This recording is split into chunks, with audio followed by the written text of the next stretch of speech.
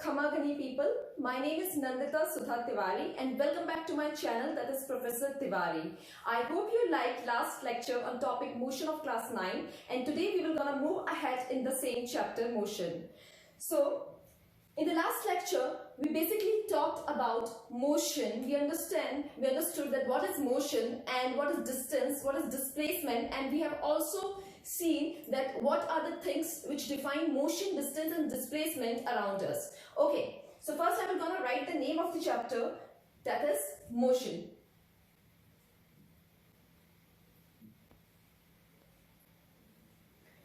We have completed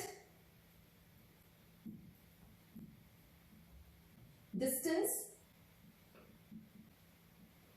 and displacement. So we will first gonna just revise that what was motion.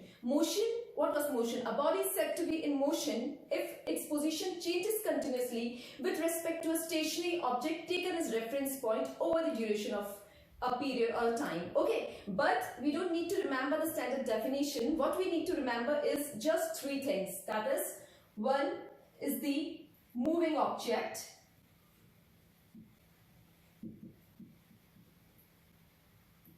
Second is the fixed object. And last is the time.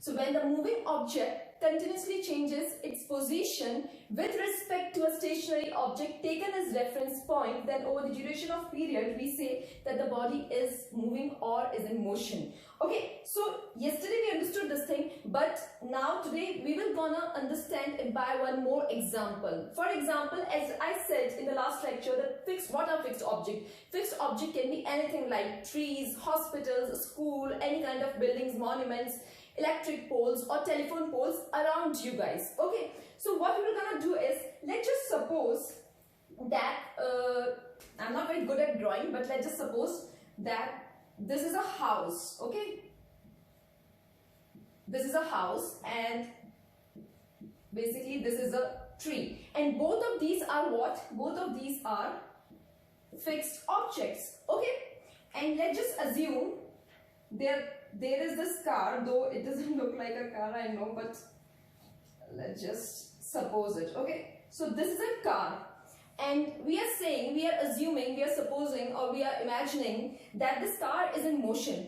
And we know for something to be in motion, the criteria or the condition is that it should change its position continuously, of course with respect to a fixed object. So let's just suppose that this car is in motion, and at some time t equals to, let's say, 2 seconds, at some time t equals to 2 seconds, this car has passed these two fixed objects. What are these? House and a tree.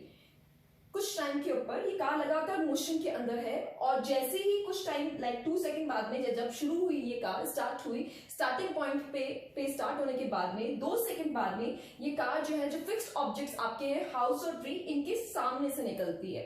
Okay, and let's just say after 5 seconds, what basically happens is this car is at some other place, and let's say this position is A. Okay, and after 5 seconds, the same car will be, I hope they look similar to each other. I'm very bad at drawing. So at some position B,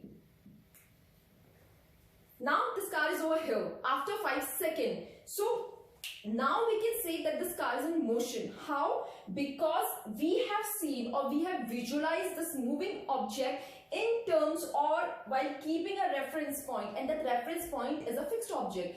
जैसे कि मैं क्या कह रही हूँ कि आपके आसपास अगर सारी ही चीज चलती रहे, for example if you suppose that there is nothing in this world which is static, stationary or at rest or a fixed object, अगर कुछ भी फिक्स नहीं है, सब चीजें ही मूव कर रही हैं, so it will be impossible ये बताना कि that whether something is moving or not. It will be impossible if there is nothing like a fixed object or a stationary object. So what is important is why we include fixed object in motion, because in order to understand that something is moving, it is important to see that something is not moving, comparison होना जरूरी है। For example, आपको कैसे पता लगेगा कि आपने अच्छा परफॉर्म किया है किसी टेस्ट के अंदर? वो तभी पता लग सकता है अगर आप ही स्टूडेंट है क्लास में एक, अगर आप ही है कि मूविंग के ऑब्जेक्ट है सारे के सारे, तो आप बता ही नहीं सकते कि कौन मूव कर रहा है, कौन कितना फास्ट मूव कर रहा है, कौन स्लो मूव कर रहा है। आपको सभी चीजें सेम लगेगी, सिमिलर लगेगी। तो अगर आपकी क्लास में मान लीजिए 5 स्टूडेंट हैं, okay, there are 5 students in your class, and if somebody performs well, somebody gets 90% and other person gets 80%, then you can say, okay, the person with 90% maybe have good knowledge of concepts, या उन्होंने अच्छा perform करा। तो ये चीज जब भी पता लगती है जब हम किसी चीज को किसी के कंपैरिजन में देखते हैं। So in the concept of motion it is very important that you are not only considering the moving object, the moving object motion is only possible for us to visualize if we consider fixed objects, if we see the fixed object as well. That's the reason कि nature के अंदर, universe के अंदर हर चीज जो बनी हुई है वो बहुत सोच समझ के बनाई गई है, उसी से हमारी जो फिजिक्स है वो बेसिकली निकल के आई है, ठीक है। और टाइम तो आपको पता ही है कि टाइम तो हम विजुलाइज कर नहीं सकते, सिर्फ फील कर सकते हैं। जैसे हम लोगों ने लास्ट लेक्चर में पढ़ा था, observe, imagine and feel, and what you need to feel, you need to feel the time, of course. Okay, so this was the concept. अब हम थोड़ा सा in our last lecture we basically also discussed distance and displacement. Okay, distance and displacement, and we have a good understanding now that what is distance and what is displacement and how these two terms are different from each other. Okay, so let's just start with this thing as well. Distance एक basic सी चीज हमने पढ़ी थी इसके अंदर कि distance means what? A body has traveled something. When it will gonna travel something? Of course, when it will be moving. But what is distance? It is the actual length of the path that a moving body covers. ये moving object है, कुछ भी हो सकता है, कोई भी object moving हो सकता है, कोई मशीनरी भी हो सकती है, ह्यूमंस भी हो सकते हैं, एनिमल्स भी हो सकते हैं। तो जब भी कोई मूविंग ऑब्जेक्ट कुछ भी डिस्टेंस कवर करता है, डिस्टेंस मतलब कोई भी पाथ पे, जिस पाथ पे वो चलते हैं, उस चीज को, उस पाथ की लेंथ को हम क्या कहते हैं कि ये डिस्टेंस है। और ये डिस्टेंस जो है वो डायरेक्शन के ऊपर डिपेंड नहीं करता। ये दो चीज हमने पढ़ ली थी। नेक्स्ट चीज, और ये भी पढ़ा था कि ये क्या है, एक स्केलर क्वांटिटी है, क्योंकि हम डिस्टेंस में लिखते हैं 5 किलोमीटर या 10 किलोमीटर, ओनली मैग्नीट्यूड, ये मैग्नीट्यूड कहलाता है, कोई डायरेक्शन नहीं बताते हैं हम डिस्टेंस के अंदर। Okay, so the next thing is displacement. Displacement के अंदर हम लोगों ने क्या पढ़ा था कि what is displacement and how it is different from distance. Okay, so what is displacement? Displacement is basically the shortest straight line path between the initial and the final position. कि अगर आपने इस पोजीशन से शुरू करा है, ये ए position थी, अब आप चाहे यहाँ यूं ऐसे ऐसे घूम के कहीं भी निकल आए और ये आपका कहीं लास्ट डेस्टिनेशन रही है बी, तो ये कहलाता है इनिशियल पोजीशन और ये कहलाती है फाइनल पोजीशन। अब अगर हम बोलेंगे कि tell us what is the displacement of this particular person who is continuously moving or have taken a very long path, what will be the displacement? The condition for displacement in this particular case will be, first, it should be straight line. It should be straight line, and straight line is always shortest. ठीक है? So it should be straight line, and the second condition is that straight line should be between the initial and the final position. So what's the straight line? If this is the position A and this is the position B, and if this is initial and this is final, so this will be a displacement. Let's say it is 2 kilometers. Okay, so this will be a displacement. ये क्या कहलाएगा? Displacement कहलाएगा. Why? If I gonna ask you that what is distance, so in this particular case, because this path is very long, so distance in this particular case will be from here to here to here to here until here. और वो कितना भी लंबा हो सकता है, क्योंकि ये डायरेक्शन पे तो बिल्कुल भी डिपेंड नहीं करता, और स्ट्रेट वगैरह ऐसी कोई कंडीशन भी नहीं है कि स्ट्रेट ही पाथ होगा तो ये डिस्टेंस होगा। दूसरी चीज हमने पढ़ी थी, distance can never be zero. Distance कभी भी जीरो नहीं हो सकता। अगर आपने अपनी इनिशियल पोजीशन छोड़ दी है, आपने यहां से अगर 1 इंच भी आप हिले हैं, तो मतलब आपने कुछ ना कुछ डिस्टेंस तो कवर कर लिया। डिस्प्लेसमेंट के अंदर हमने क्या चीज देखी थी? डिस्प्लेसमेंट के अंदर एक कंडीशन थी कि फाइनल डिस्प्लेसमेंट जो है वो जीरो हो सकता है, and what is final displacement? Final displacement means if a body return to its original position or return to its initial position, then for that particular case final displacement will be zero. ये starting point है या initial point है या original position है, अगर ये सब कुछ मुड़ मुड़ा के बॉडी वापस एंड में यही आ जाएगी, वापस यही आ जाएगी, तो इस केस के अंदर फाइनल डिस्प्लेसमेंट जो है वो जीरो हो जाएगा. एक तो ये केस था और एक सर्कुलर ट्रैक का भी केस था कि सर्कुलर ट्रैक के अंदर भी अगर आप वापस एक पॉइंट से शुरू कर रहे हैं, ये भी हमने कल देख लिया था, एक पॉइंट से शुरू कर रहे हैं और अगर वापस रिटर्न बैक कर रहे हैं इसी पॉइंट के ऊपर, तो इस केस के अंदर भी डिस्टेंस तो आपका 2πr हो जाएगा और जो डिस्प्लेसमेंट होगा वो इस पर्टिकुलर केस के अंदर फाइनल डिस्प्लेसमेंट वो जीरो हो जाएगा.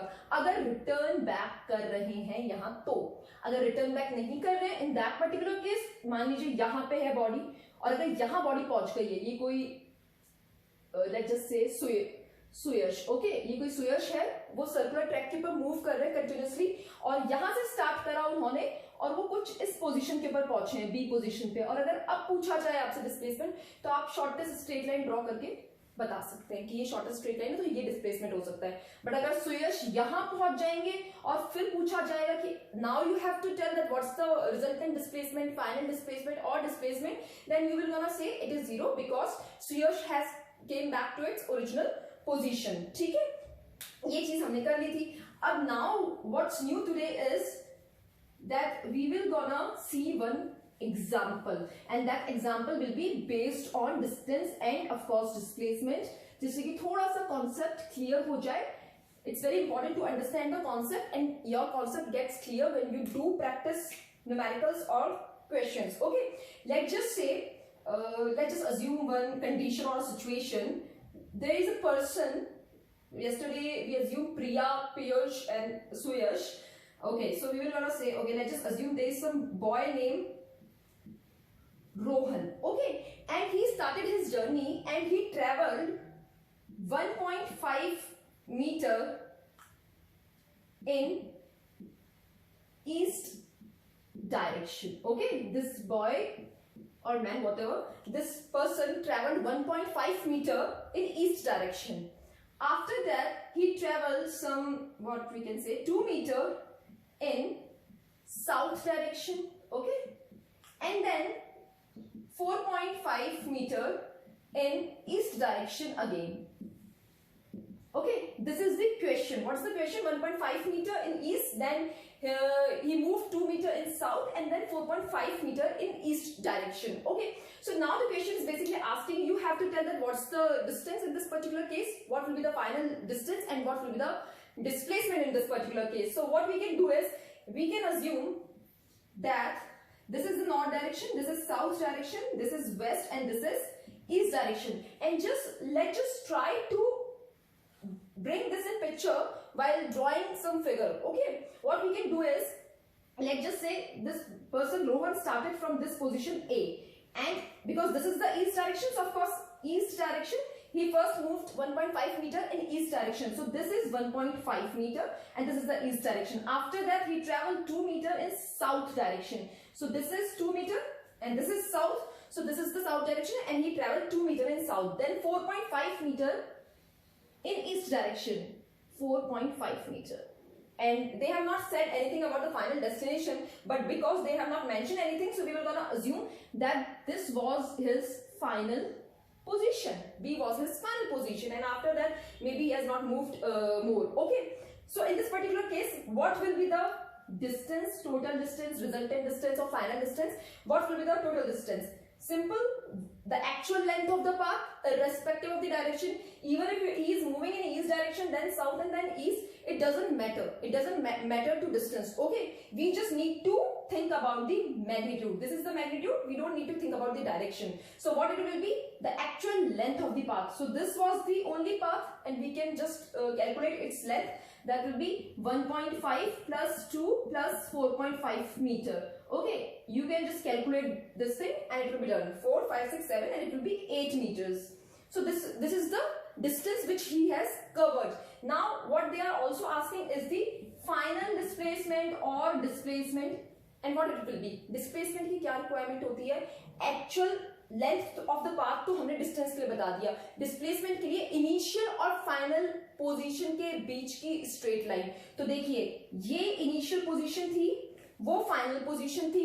अब हमें क्या करना है, स्ट्रेट लाइन पूछी गई है, तो ये हम एक डॉटेड जो है स्ट्रेट लाइन यहां ड्रॉ कर देते हैं। ये डॉटेड स्ट्रेट लाइन जो है ये हमें कॉन्सेप्ट वाइज बता रही है कि ये क्या होगा, this will be displacement. Okay, but how we will gonna calculate that what is the length of this path, what will be the displacement in this particular case?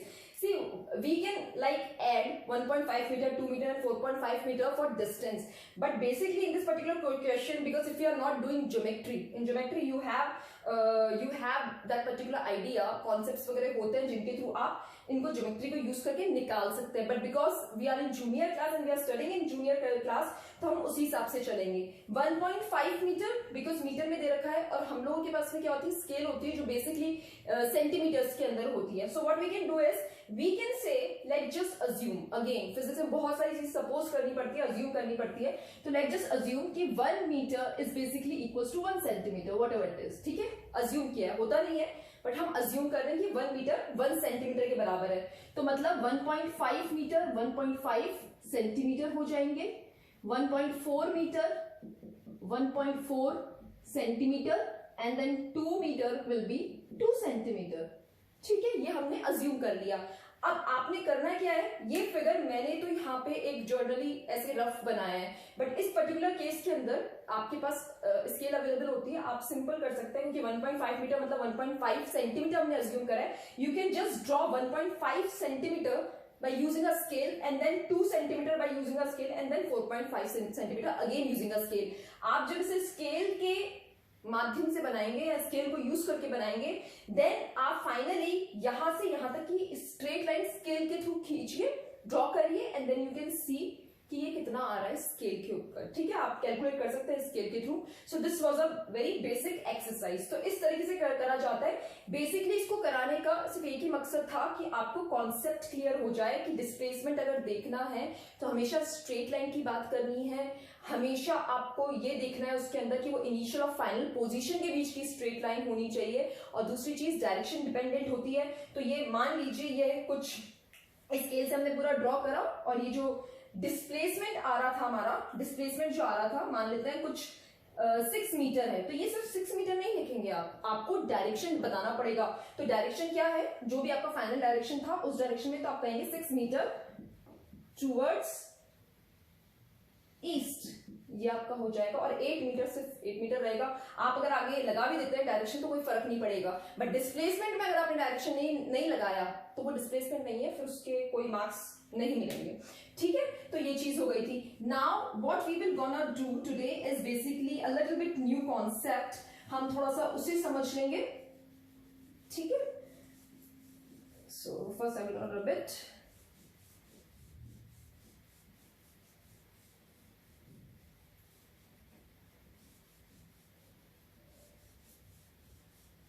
Okay, so basically what we will gonna study today is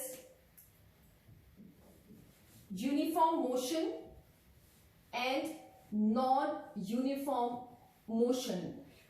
So see, we have studied motion, and we know for motion we only need to remember 3 things: moving object, fixed object and time. That's it, and you are done with motion. But now there are types of motion.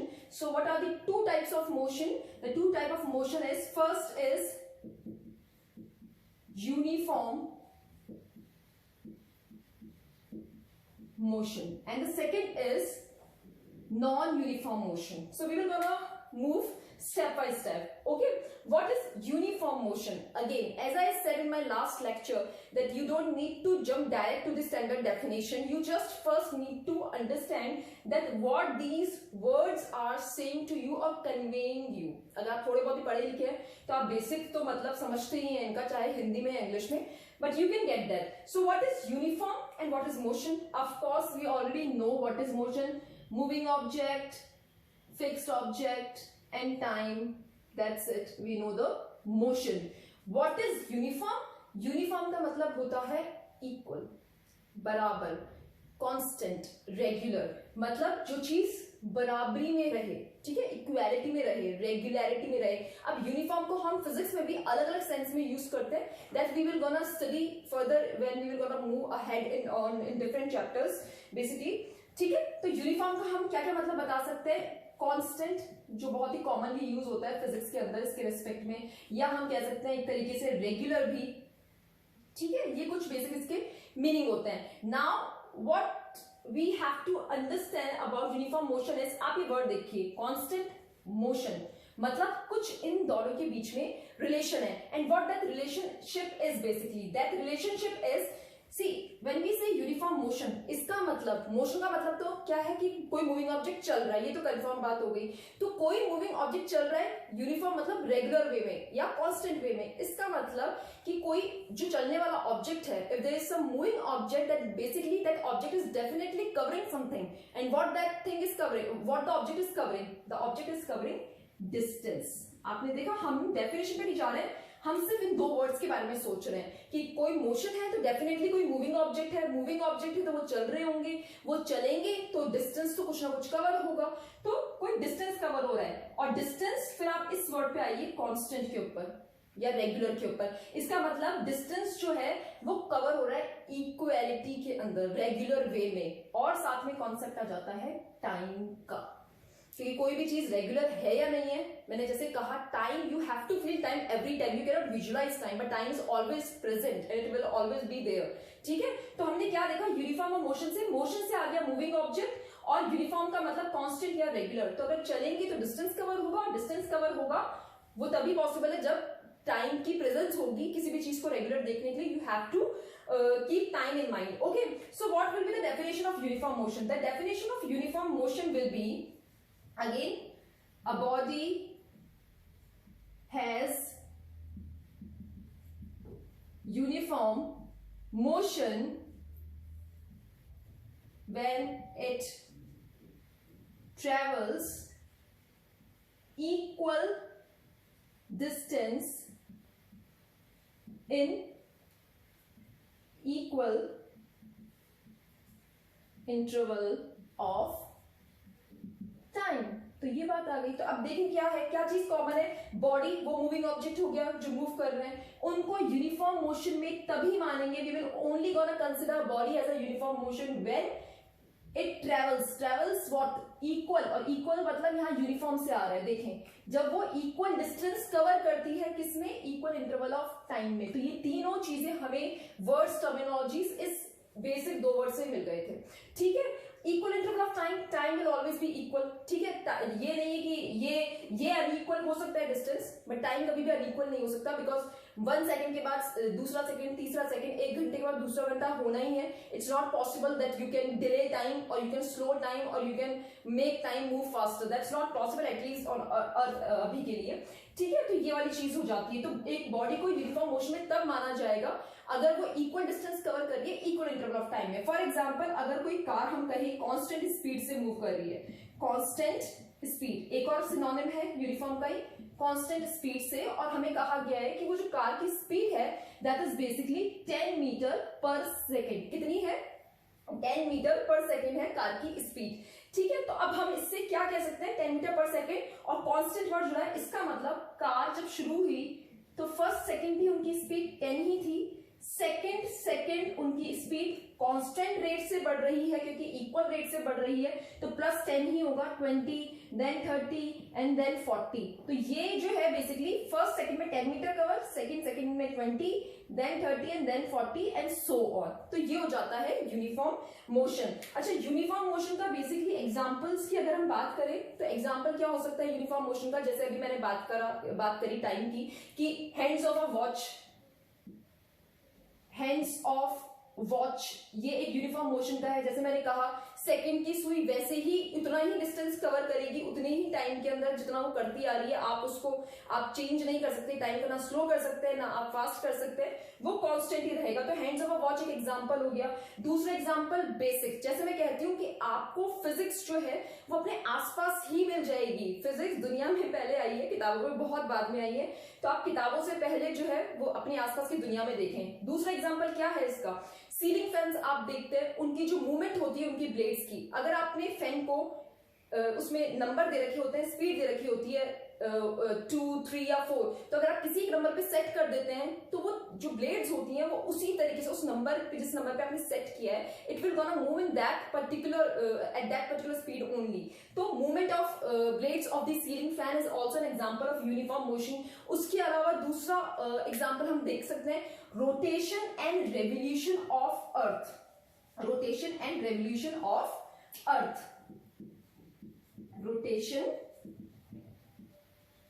and revolution of earth. What is rotation? बहुत सारे लोगों को confusion होता है।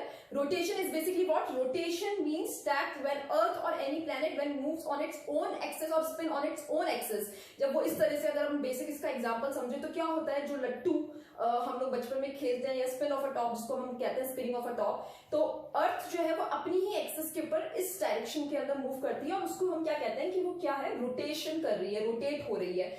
और revolution, basically what is revolution? Revolution is planets will move around the sun including earth, so that is what we call is revolution, कि पूरा एक चक्कर लगाते हैं। तो अर्थ का रोटेशन होने से क्या होता है, what the hours which we have in a day, एक दिन में हमारे यहाँ पे अर्थ पे कितने घंटे होते हैं, 24 आवर्स होते हैं। That is because of the rotation, that means earth जो पूरा अपना जो रोटेशन करती है उसके कारण से हमारे यहाँ पे 24 आवर्स होते हैं। अब आप देख लीजिए, अगर ये अर्थ का रोटेशन यूनिफॉर्म मोशन ना हो या ये कांस्टेंट स्पीड से मूव ना करे, तो हो सकता है कि एक दिन में तो 24 घंटे और एक दिन में 35 आवर्स या किसी में 10 आवर्स, ये पॉसिबल है ना नॉन यूनिफॉर्म के केस के अंदर। But because rotation of earth is a uniform motion, so definitely you will always going to have 24 hours in a day. Of course वो 2 दिन के ऊपर एक्सेप्शनल केसेस होते हैं, बट वो अलग चीज है, ठीक है।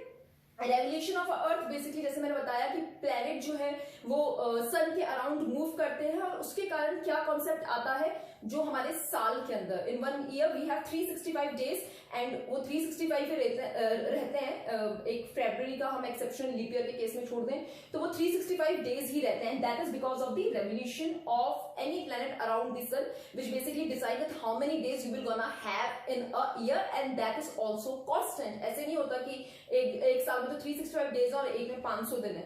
अगेन ऐसा क्यों नहीं होता, because revolution of earth and rotation of earth both are basically performing uniform motion. तो कितना इंटरेस्टिंग है कि सब चीज हमारे आसपास है, and we do it, we understand it, we all know that they are 24 hours in a day and 365 days in a year, but still we just fail to understand कि ये किस तरीके से वर्क कर रहा है, ठीक है। अब नेक्स्ट जो इसके अंदर हम चीज पढ़ेंगे वो है non uniform motion. So what is non uniform motion? As the name suggest, uniform means something which is regular or constant, and non-uniform means of course opposite of it. So what will be non-uniform motion? Non-uniform motion. So what will be non-uniform motion? Non-uniform motion means that, जैसे मैंने कहा कि distance की बात होगी, क्योंकि कुछ चल रहा है तो डिस्टेंस कवर होगा, और दूसरी बात किसकी होगी, टाइम की। टाइम कभी भी अनइक्वल नहीं हो सकता, वो उसी स्पीड से चलेंगे, तो क्या अनइक्वल हो सकता है, डिस्टेंस। तो हम कहेंगे a body has non uniform motion if it covers unequal, if it covers unequal distances in equal interval of time. Always remember, time can never be unequal, it will be always be regular. So unequal distances in equal interval of time. And how it happens, for example, the very basic example of non-uniform motion is throwing a ball from a tall building's roof. आप एक बड़ी सी building पे आप चढ़ जाइए और आप experiment कर लीजिए, बॉल या कोई भी ऑब्जेक्ट अगर आप नीचे फेंकेंगे, what you will gonna observe, थोड़ा मुश्किल हो सकता है, बट होता बेसिकली उसमें क्या है कि मान लीजिए फर्स्ट सेकंड के अंदर कुछ 4.5 मीटर का डिस्टेंस कवर किया, सेकंड सेकंड के अंदर कुछ 12.7 हो गया, देन 24.5 एंड सो ऑन, ठीक है। तो ये बेसिकली देखिए इसमें क्या हो रहा है, टाइम तो इक्वल ही है, वो तो एक एक सेकंड के हिसाब से बढ़ रहा है, या एक एक मिनट या एक एक घंटे के हिसाब से ही बढ़ेगा. But what's the difference over here? The distances which the body is covering while going down towards the earth, the distances which the body is covering is basically unequal. Starting के second के अंदर वो कम distance cover करेगी, और जैसे जैसे वो अर्थ को अप्रोच करेगी वो ज्यादा डिस्टेंस कवर करने लग जाएगी. एंड व्हाई इट हैपेंस, इसका कॉन्सेप्ट भी हम आगे वाले चैप्टर्स के अंदर पढ़ेंगे. Okay, so this is one example, free falling of a body जिसे हम कहते हैं, वो नॉन यूनिफॉर्म मोशन का एग्जाम्पल होता है. दूसरा बेसिक एग्जाम्पल, आप खुद सोचिए, आपको नॉन यूनिफॉर्म मोशन पता लग गया है कि अनइक्वल डिस्टेंस बॉडी कवर करेगी इक्वल इंटरवल ऑफ टाइम के अंदर. तो आप अपने आसपास देखिए, फिजिक्स हो रही है आपके आसपास. कैसे? ट्रेन का एग्जाम्पल, ठीक है. When a train starts from a station, how it moves in the initial few seconds or minutes, it basically covers very little distance or very small distance, but as it moves further and as the time moves further, उनका distance जो है train का increase हो जाता है, बढ़ जाता है. तो ट्रेन जब स्टार्ट होती है स्टेशन से, वो भी इसका एक एग्जांपल हो गया. ठीक है. दूसरा इसका एग्जांपल अगेन वापस ट्रेन का ही है. आप देखिए, जब भी train, when the train basically approaches when it leaves the station, it is basically doing a non-uniform motion, and when it approaches the station, again it is performing a non-uniform motion. How? When it approaches the station, it gets slowed down. That means it is covering lesser distance in the same amount of time. ठीक है. तो ये वाली जो चीज है वो भी इसका एग्जाम्पल हो गया. एक छोटी सी चीज जो बतानी बहुत ज्यादा जरूरी है. देखिए क्या होता है, अभी जैसे मैंने आपसे एग्जांपल्स की बात करी, कभी आपको एक्सपेरिमेंट करना है कि मुझे देखना है कि वाकई में ट्रेन कर रही है नॉन यूनिफॉर्म मोशन या नहीं, तो हम क्या करते हैं, हम बड़े डेटा सेट्स लेते हैं. डेटा सेट्स फॉर एग्जांपल, बहुत सारी ट्रेन का आप टाइम ड्यूरेशन लेंगे कि उन्होंने जयपुर से दिल्ली या दिल्ली से मुंबई जाने में कितना टाइम लिया, या जो भी इस तरीके से करते हैं. तो इट्स नॉट पॉसिबल मैन्युअली कि आप एक एक को आप प्लस माइनस करके या कैलकुलेट कर ले. So what we basically do is we have mathematics for it. Physics is for the concepts and phenomena, and mathematics is the language of the universe, and of course the language of the physics as well. तो हम basically क्या करते हैं, हम graphical presentation करते हैं. तो देखिए, जैसे मैंने बात करी यूनिफॉर्म मोशन की, ठीक है, यूनिफॉर्म मोशन की बात करी, तो यूनिफॉर्म मोशन में मैंने क्या कहा, दो ही चीजें, मोशन हो रहा है तो डिस्टेंस कवर होगा, और क्या होगी दूसरी चीज, टाइम. ये दो चीजें हो रही हैं बस, equal distance in equal interval of time. तो इसमें क्या होगा, ग्राफ बनेगा. ग्राफ कैसे बनेगा, दो चीजों की बात हो रही है, जिन दो चीजों की, उन्हीं का ग्राफ बनेगा. ये y एक्सिस है, यहाँ पे आपका डिस्टेंस आ जाएगा, x एक्सिस के ऊपर आपका टाइम आ जाएगा. और आप अलग अलग ले सकते हैं, मान लीजिए ये 1 सेकंड पे, ये 2 सेकंड पे, ये 3 सेकंड पे आपने प्लॉट कर लेना है. और यहाँ पे आप डिस्टेंस ले लीजिए, कुछ 10 मीटर, 20 और ये 30. तो आप जब भी किसी भी व्हीकल का ले लें, आप इवन सेलेस्टियल ऑब्जेक्ट्स का भी ले सकते हैं, कुछ भी किसी भी चीज का आप एक्सपेरिमेंट कर सकते हैं डेटा सेट लेके. तो उसमें आप क्या पाएंगे कि अगर कोई भी ऑब्जेक्ट यूनिफॉर्म मोशन कर रहा है तो उनका ग्राफ हमेशा स्ट्रेट लाइन बनेगा. क्या बनेगा, स्ट्रेट लाइन. तो हमेशा ध्यान रखिए, मैथमेटिक्स में जब भी दो पैरामीटर्स के बीच में, पैरामीटर्स कौन से हो गए, डिस्टेंस और टाइम. मैथमेटिक्स में जब भी दो पैरामीटर्स के बीच में अगर ग्राफ स्ट्रेट लाइन आता है, that means that body is basically performing और डूइंग और हैविंग यूनिफॉर्म मोशन. तो ये बात हो गई. वहीं अगर हम बात करें नॉन यूनिफॉर्म मोशन की, नॉन यूनिफॉर्म मोशन की, तो क्या हमने बात करी, डिस्टेंस और टाइम की बात करेंगे, मगर अनइक्वल डिस्टेंस इन इक्वल और टाइम के बीच में ही ग्राफ जो है बनेगा. बट क्योंकि अनइक्वल डिस्टेंस है इक्वल इंटरवल ऑफ टाइम में, तो यहां पे जो इसका ग्राफ बनता है वो ऐसा कुछ कर्व्ड लाइन बनेगी. तो अगर कहीं पे भी ग्राफ आपको कर्व्ड लाइन दिखता है तो मान लीजिए नॉन यूनिफॉर्म है. वो मोशन तो हम कॉन्सेप्ट पढ़ रहे हैं, आगे आप इसको स्पीड के टर्म में, एक्सेलरेशन के टर्म में, अलग अलग टर्म से पढ़ेंगे. बट नॉन यूनिफॉर्म का ग्राफ हमेशा कर्व्ड लाइन होगा, और यूनिफॉर्म का जो ग्राफ है वो हमेशा स्ट्रेट लाइन बताता है. ये बताता है कि रेगुलर इंटरवल पे चीज हो रही है, और ये बताता है कि ये इरेगुलर है. So this is all for today, and in our next lecture we will gonna continue with speed, velocity and acceleration, and we will gonna do some numericals as well, so that we can understand the concept in a more better way. I hope you like the lecture, and if you like and if you think that it is beneficial for others too, or for any physics enthusiasts, then please hit the bell icon, like, share and subscribe to this channel, and please be part of our team. Thank you. Kamagani.